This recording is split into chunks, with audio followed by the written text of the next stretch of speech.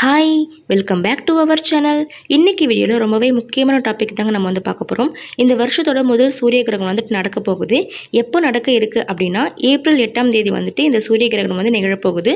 இந்த சூரிய கிரகணம் நடக்கும்போது கர்ப்பிணி பெண்கள் என்ன செய்யணும், என்ன செய்யக்கூடாது, இந்த மாதிரி நேரத்தில் நம்ம எப்படி இருக்கணும் அப்படின்னு சொல்லிட்டு ஒன் பை ஒன் நம்ம இந்த வீடியோவில் பார்க்கலாம். இந்த சூரிய கிரகணம் ஏப்ரல் 8ஆம் தேதி இரவு 10 மணியில் ஆரம்பித்து 2 மணி 20 நிமிஷம் வரைக்கும் நடக்க போகுது. இந்த கிரகணம் 50 வருஷத்துக்கு அப்புறம் இந்த கிரகணம் தான் அதிக நேரமுள்ள கிரகணம் அப்படின்னு சொல்லப்படுது. 50 வருஷத்துக்கு முன்னாடி இந்த மாதிரியான கிரகணம் நடந்திருக்கு. 50 வருஷத்துக்கு அப்புறம் இப்பதான் நடக்க போகுது அப்படின்னு சொல்லிட்டு இருக்காங்க.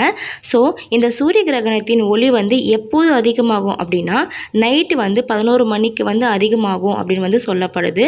அதனால இந்த சூரிய கிரகணம் நைட்ல நடக்கிறதுனால எந்த ஒரு பயமுமே கிடையாது. கர்ப்பிணி பெண்கள் தாராளமாக தண்ணி குடிக்கலாம். ஒரு சிலர் கிரகணம் முடிஞ்சதுக்கு அப்புறம் தான் தண்ணி குடிப்பாங்க.